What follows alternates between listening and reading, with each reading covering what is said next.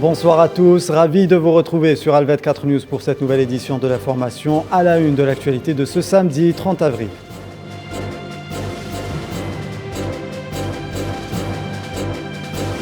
Violence en Palestine, l'armée sioniste continue de faire des victimes. Un jeune âgé de 20 ans à peine a été assassiné. Les funérailles du jeune martyr ont eu lieu aujourd'hui. Des heurts ont éclaté par la suite avec les forces sionistes. Dans le même temps, en France, le Conseil d'État suspend la dissolution de 2 associations pro-palestiniennes.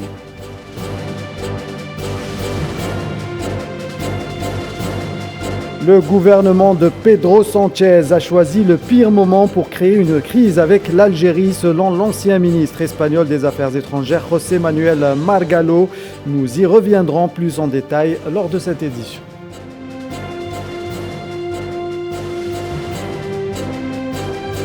Le secrétaire général des Nations Unies, Antonio Guterres, entame à partir d'aujourd'hui un périple africain de 5 jours. L'ombre de la crise alimentaire plane sur plusieurs pays du continent.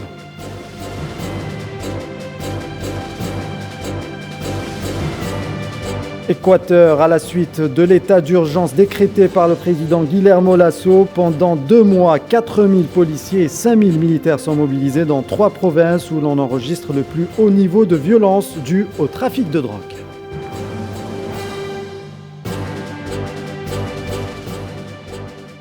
Et nous entamons cette édition par l'actualité au Moyen-Orient. Les forces de sécurité sionistes ont fermé l'entrée de la localité d'Azoun dans le nord de la Cisjordanie occupée lors d'une opération de l'armée. Selon le ministère palestinien de la Santé, un Palestinien âgé dans la vingtaine a été tué cette nuit par une balle dans la poitrine lors d'une opération de l'armée sioniste dans la localité d'Azoun.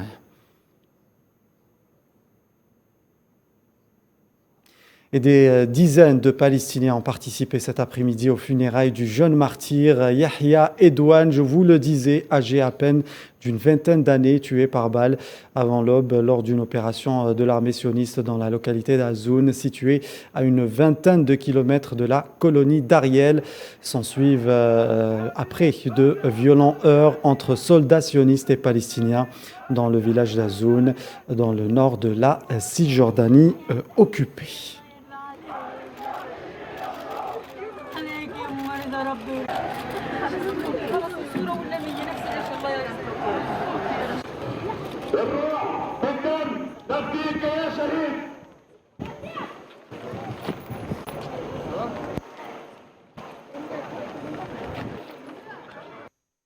Et toujours en rapport avec l'actualité en Palestine, en France, le Conseil d'État a suspendu la mesure de dissolution de 2 associations pro-palestiniennes prises par décret par le Conseil des ministres en mars dernier.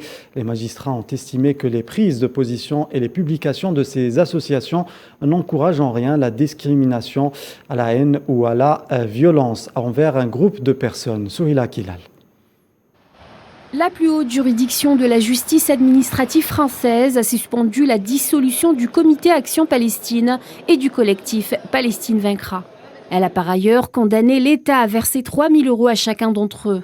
Dans son ordonnance du 29 avril, le Conseil d'État explique que le décret de dissolution signé le 9 mars en Conseil des ministres n'est ni nécessaire ni adapté et porte une atteinte disproportionnée à la liberté d'expression et à la liberté d'association. La justice française estime que les actions menées par ces associations de soutien à la cause palestinienne ne provoquent ni ne contribuent à la discrimination, à la haine ou à la violence. Par ailleurs, les prises de position du Comité Action Palestine et du collectif Palestine Vaincra vis-à-vis du sionisme ne présentent pas un caractère antisémite. Et la campagne de boycott des produits sionistes constitue une modalité légitime d'expression d'opinion protestataire, toujours selon le Conseil d'État. Cette décision judiciaire en a ravi plus d'un. Sur les réseaux sociaux, les défenseurs de la cause palestinienne ont exprimé leur joie et ont salué cette initiative du Conseil d'État qui sonne comme un revers à l'encontre du gouvernement français. Le collectif Palestine Vaincra a indiqué sur son site internet que la décision du Conseil d'État réaffirme la légitimité du soutien au peuple palestinien. Le comité Action Palestine, par le biais de son avocat, a lui estimé qu'il s'agit d'une victoire précieuse pour l'état de droit qui sanctionne l'instrumentalisation politique du conflit israélo-palestinien du ministère de l'Intérieur. C'est la deuxième fois en quelques jours que le gouvernement français est désavoué par le Conseil d'État après avoir validé la suspension de l'arrêté de fermeture de la mosquée de Pessac. Et les musulmans du monde s'apprêtent à célébrer les fêtes de l'Aïd qui célébrera la fin du mois sacré du Ramadan. Puisque nous avons parlé de l'actualité en Palestine, notre journaliste Amel Abedja nous propose justement de découvrir les préparatifs de cette fête religieuse dans la bande de Gaza sous blocus imposé par l'entité sioniste. À Gaza, les souks, les centres commerciaux et les commerces sont pris d'assaut par les Palestiniens qui se procurent des habits traditionnels, des gâteaux et des éléments de décoration nécessaires à la fête de l'Aïd al-Fitr. L'une des principales célébrations religieuses des musulmans, marquant la fin du mois de Ramadan et le premier jour de celui de Shawwal, l'occasion où toutes les familles se retrouvent. Une aubaine pour les commerçants qui réalisent de bons chiffres durant cette période difficile. Oui, la situation économique est mauvaise, mais une personne doit rendre ses fils et ses filles heureux le jour de l'Aïd. Même si elle emprunte de l'argent, elle doit acheter des vêtements et des bonbons pour ses enfants afin qu'ils se sentent heureux. Aujourd'hui, nous sommes sortis pour faire des courses et acheter des bonbons pour l'Aïd. Car l'année dernière, nous en avons été privés et nous n'avons pas pu sortir et voir l'atmosphère de la fête. Donc nous voulons que nos enfants ressentent de la joie. De la joie, c'est ce que veulent partager les Palestiniens lors de cette journée sacrée en dépit de leurs souffrances. Nous vous le disions en titre, l'ancien ministre espagnol des Affaires étrangères, José Manuel Margallo, lors d'une interview accordée à Madrid TV hier soir, est revenu sur le revirement de Madrid sur la question sahraoui, déclarant que le gouvernement de Pedro Sánchez avait choisi le pire moment pour créer une crise avec l'Algérie. Le prix à payer serait élevé s'il décidait d'arrêter d'alimenter l'Espagne en gaz, en particulier dans le contexte de la guerre en Ukraine, car la Russie détient 30% de l'approvisionnement mondial en gaz et pourrait couper ses approvisionnements vers l'Europe à tout moment. José Manuel Margallo a mis en garde contre les conséquences d'un changement de la politique étrangère espagnole à l'égard de la question sahraoui, dont l'un des résultats est que l'Algérie peut augmenter les prix à tout moment.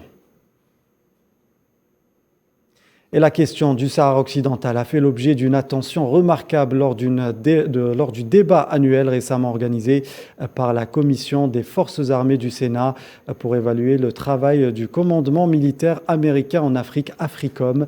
Les membres du Congrès ont mis en garde contre les répercussions des tentatives d'imposer un fait accompli au Sahara occidental en impliquant les forces militaires américaines dans la légitimation de l'occupation marocaine du Sahara occidental. Des représentants ont averti que des tentatives d'implication de l'armée américaine au Sahara occidental ont eu lieu récemment par le Maroc, une tentative qui a échoué après le refus du ministère américain de la Défense. Le Conseil de sécurité de l'ONU divisé a adopté vendredi une résolution du Royaume-Uni prolongeant de seulement 3 mois sa mission politique en Libye, la Russie refusant veto en main toute durée plus longue tant qu'un nouvel émissaire onusien ne sera pas nommé. On rappelle que le texte a été approuvé à l'unanimité. Il proroge le mandat de la mission d'appui des Nations Unies en Libye, MANUL, jusqu'au 31 juillet de l'année en cours. Le texte interpelle aussi le secrétaire général afin qu'il nomme rapidement un représentant spécial qui sera basé à Tripoli. L'opposition est croissante au sein du Conseil de sécurité depuis le départ en novembre dernier de l'émissaire slovaque Jan Kubis. Septembre dernier, le mandat annuel de la MANUL n'avait été renouvelé que de 4 mois, puis prolongé jusqu'en janvier.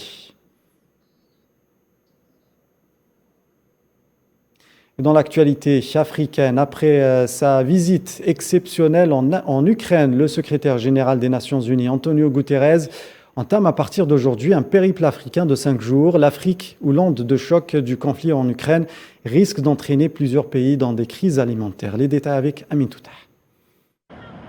Le Sénégal, le Niger et le Nigeria, 3 pays africains qui sont au menu de la visite du secrétaire général des Nations Unies, Antonio Guterres, à partir d'aujourd'hui jusqu'au 4 mai prochain, et sous le signe de la solidarité pour le mois de Ramadan. À Dakar, dans la capitale sénégalaise, le diplomate onusien rencontrera le président Macky Sall. Antonio Guterres devrait également participer aux célébrations de Eid el-Fitr avec le président du Niger, Mohamed Bazoum, et une rencontre avec le président du Nigeria, Mahamadou Buhari. Cette visite de travail comprendra également des rencontres entre Guterres et les hauts responsables gouvernementaux, ainsi que des représentants de la société civile. Avant ce déplacement, le secrétaire général a publié un rapport indiquant que le conflit russo-ukrainien menace les économies de nombreux pays en voie de développement d'Afrique et qui sont confrontés à des prix alimentaires et énergétiques plus élevés et des conditions financières extrêmes. L'Afrique est éventuellement confrontée à une hausse probable des prix du pain. La Russie et l'Ukraine fournissent environ 30% du blé mondial dans plus d'une vingtaine de pays africains qui sont concernés par l'importation de cette matière. Côté humanitaire, plusieurs organisations estiment que le conflit en Ukraine pourrait pousser les donateurs de fonds à réduire leur financement pour les différentes campagnes d'aide au continent africain.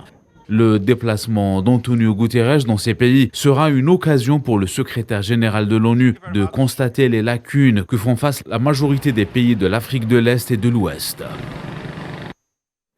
Le Mali vit sous l'étau des sanctions économiques imposées par la Cour de justice de la Communauté économique des États de l'Afrique de l'Ouest.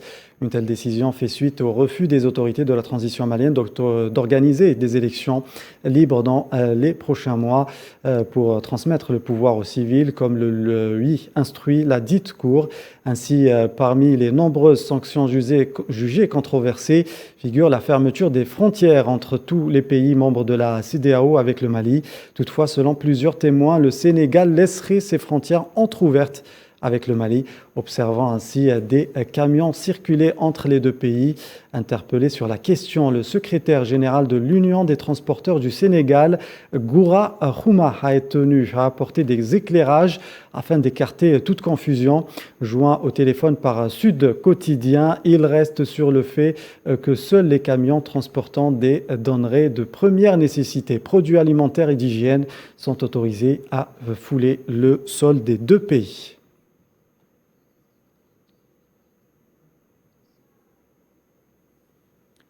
Et la forte tempête tropicale Jasmine qui a touché la partie sud de Madagascar a fait 5 morts et 7 disparus. La tempête est entrée en terre malgache le 26 avril et sortie en mer dans la matinée du 27 avril, provoquant des dégâts importants dans le sud du pays. D'après les services météorologiques, les vents violents qui ont accompagné cette tempête ont été particulièrement dévastateur. La forte tempête tropicale Jasmine porte à 6 le nombre de cyclones et tempêtes tropicales ayant frappé Madagascar ces 4 derniers mois. Et en Europe, direction l'Ukraine à présent, où les forces russes accentuent la pression dans le nord-est du pays. Plusieurs explosions ayant été entendues dans la nuit de vendredi à samedi à Kharkiv et dans d'autres villes au 66e jour du début de l'opération spéciale russe. Alors que l'Ukraine revendique des victoires sur le terrain, dans une interview parue ce samedi, Sergei Lavrov, le ministre russe des Affaires étrangères, a exhorté l'OTAN et les États-Unis à cesser de livrer des armes à Kiev s'ils sont vraiment intéressés à résoudre la crise ukrainienne. La capitale Kiev n'est pas en reste. L'armée russe est toujours stationnée aux alentours, même si l'assaut final n'a pas encore été donné. Tôt ce matin, des voitures se sont ruées vers les différentes stations-service de Kiev, alors que les craintes de pénurie de carburant due au conflit s'intensifient.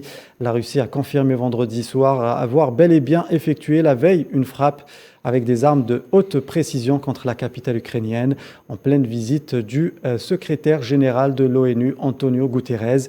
Les forces russes ont détruit les ateliers de l'entreprise spatiale Artyom dans la ville de Kiev, a indiqué le ministère russe de la Défense.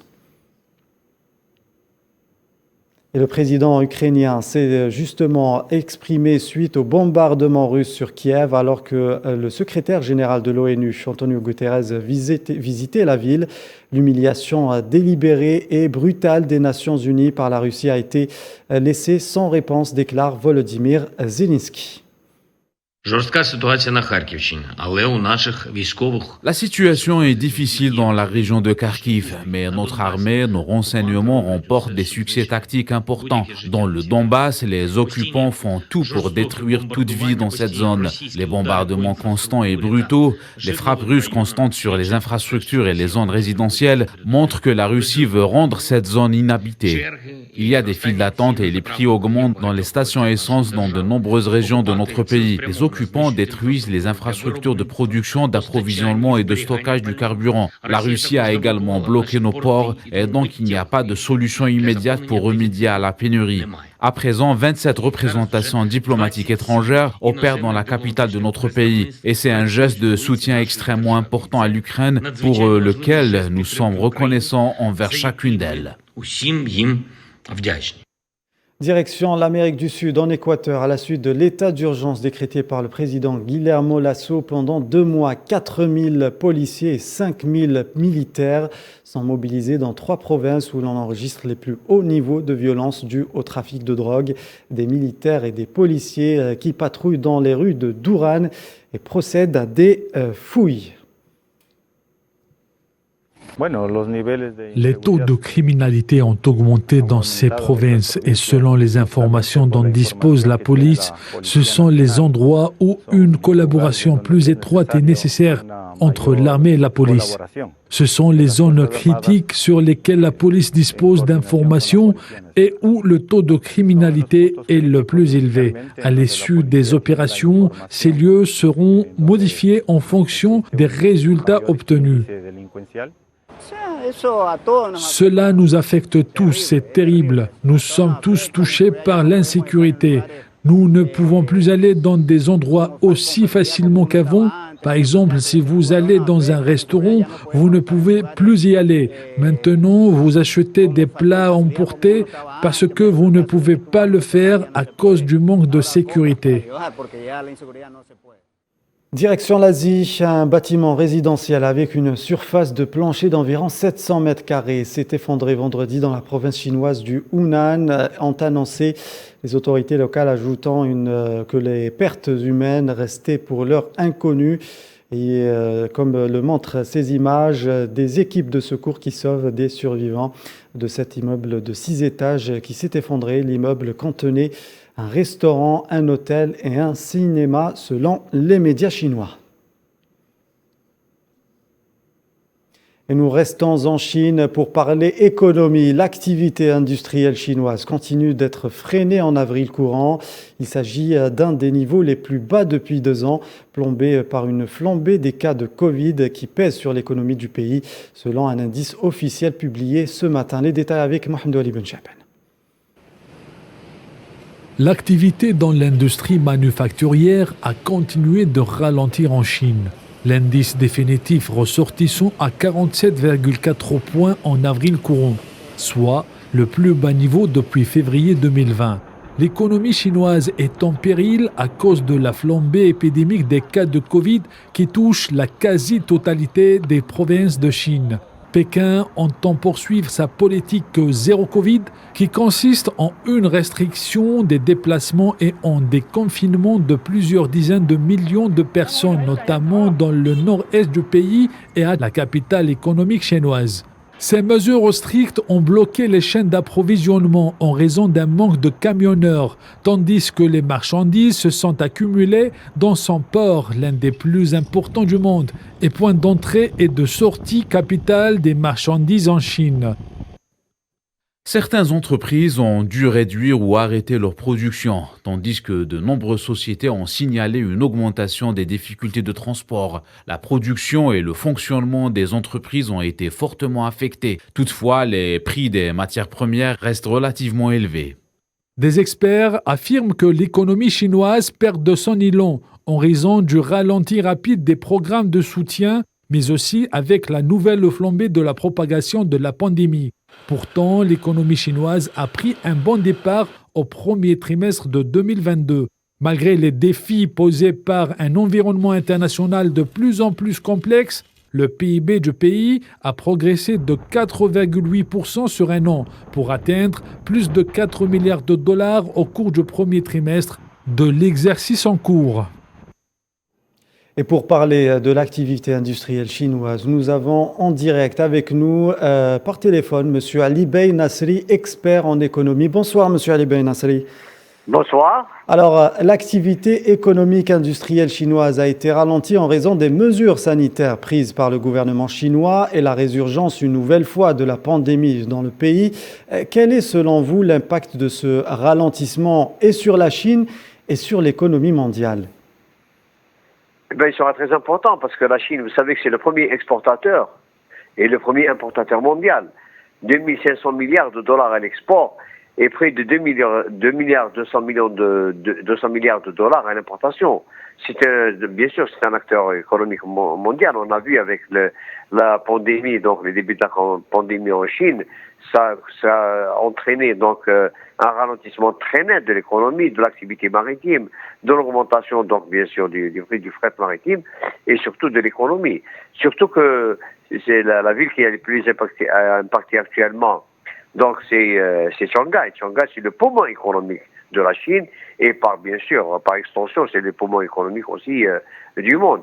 Il est clair que pour l'instant, l'impact n'est pas très important. Je pense que ça ne va pas affecter le taux de croissance d'une manière très importante parce que la Chine actuellement vise un taux de croissance en 2022 de 5,5 et d'après certaines prévisions pessimistes, s'il descend à 4,8, ça serait très très négatif et très pour l'économie mondiale. Donc tout le monde est en suspens, examine d'une manière très attentive donc l'évolution de cette maladie, et notamment du confinement au niveau de ce poumon donc de Shanghai et de Shenzhen. Alors, Oui, alors M. Ali Bey Nasri, justement, les marchandises sont toujours bloquées dans les ports chinois.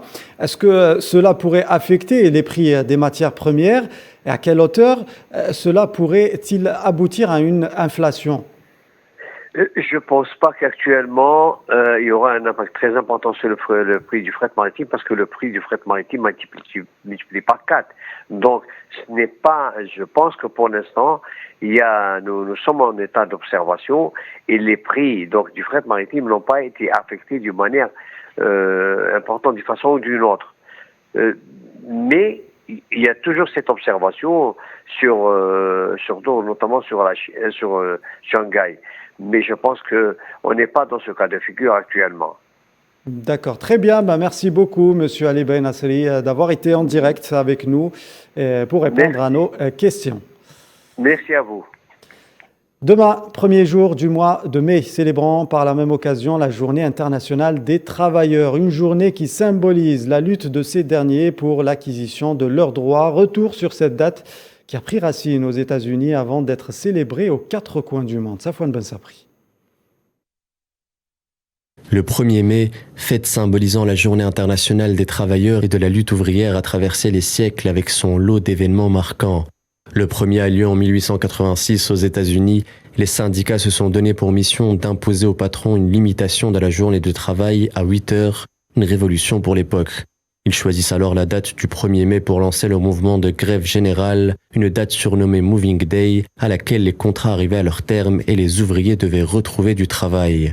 La réponse à l'appel des syndicalistes est massive. 340 000 travailleurs y participent.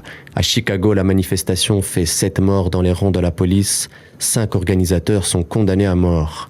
L'étincelle part donc du pays de l'oncle Sam pour s'internationaliser au fil des années.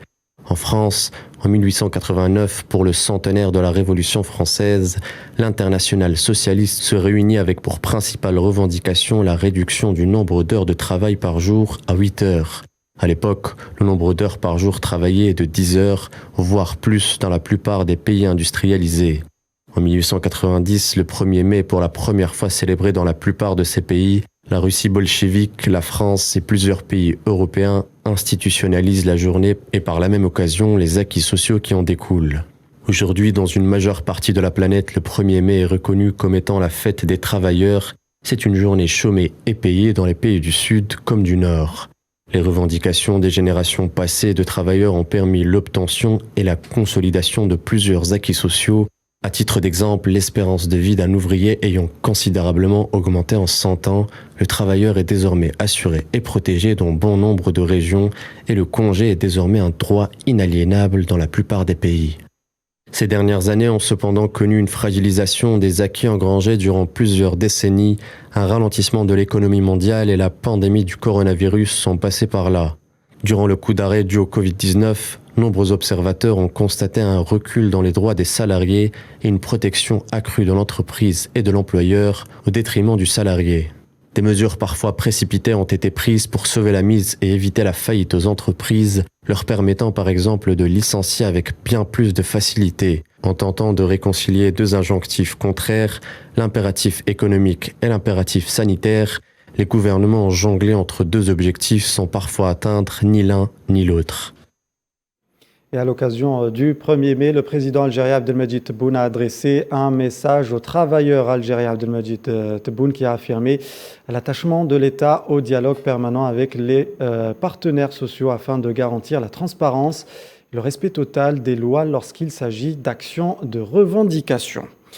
Sport à présent, sport football, nous allons nous intéresser à cette affaire qui ne cesse de faire couler beaucoup d'encre.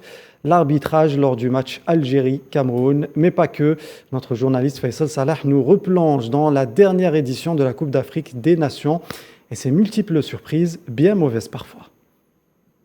À la veille du coup d'envoi de la 33e édition de la Coupe d'Afrique des Nations, l'Algérie était au sommet du continent africain.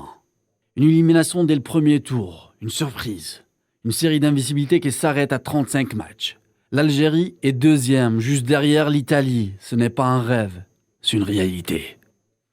22 janvier, tirage au sort des matchs barrages, Algérie-Cameroun. Motsepe et Infantino confirment et affirment devant les caméras. Algeria, one of the 10 teams in today's draw. La FIFA semblait un protecteur de la génération dorée algérienne. Eto Samuel, que l'Afrique a soutenu, fera l'égal et l'illégal pour réussir. L'ex-star du FC Barcelone a le pouvoir de rouvrir Olembé après l'incident qui a commis des morts. Une grande contradiction entre Eto et Motsepe. Le président de la FECAFOOT est-il légitime? C'est juste une question, car les siens auront voulu l'attaquer aux tasses. Le masque tombe. Le président de la FECAFOOT peut même ridiculiser son ministre des Sports, affaire entraîneur du Cameroun, Conceição Oussong. Le feuilleton du stade du 25, Olembé ou Diapoma, Eto a le renfort à la CAF pour changer le stade quand il veut. Pour Eto, un match de foot, c'est une guerre. À Diapoma, le Cameroun a perdu 1-0. Match retour, le 29 mars. Ablida Gassama fausse le résultat du match. L'Algérie réclame son droit chez la FIFA. Belmadi parle de l'arbitrage. La FECAFOOT tremble. La fédération gambienne réagit avec un communiqué pour défendre l'indéfendable. Canal Plus Afrique, qui ne diffuse pas en Algérie, attaque Belmadi sévèrement. Les Algériens pensent qu'une enquête sur l'arbitrage de Gassama, c'est beaucoup mieux. La maladresse d'un arbitre français, M. Chaperon, Mehdi Habib s'en charge. À une semaine du verdict, la question qui se pose, comment Gassama rejoint l'Algérie au lieu de s'enflammer, s'enflamme. Puis cette information, gravement malade depuis plusieurs semaines, Mino Raiola qui est décédé ce jour. Il était l'agent de très nombreuses stars du foot comme Paul Pogba, Zlatan Ibrahimovic ou encore Erling Haaland, atteint d'une grave maladie depuis de longs mois. Mino Raiola s'est éteint aujourd'hui à l'hôpital de Milan. Il avait 54 ans. Après la triste affaire de son décès annoncé par erreur, la nouvelle a 7 fois bien été confirmée par son entourage ce samedi. Devenu l'un des agents les plus influents au monde, il s'était constitué un véritable empire en un peu plus de 20 ans. Il était aussi craint que respecté. Voilà, c'est la fin de ce journal. Merci à tous de nous avoir suivis. Tout de suite, ne manquez pas la météo du monde présentée par Amalam Zienzitouni. Excellente suite des programmes sur Al24 News.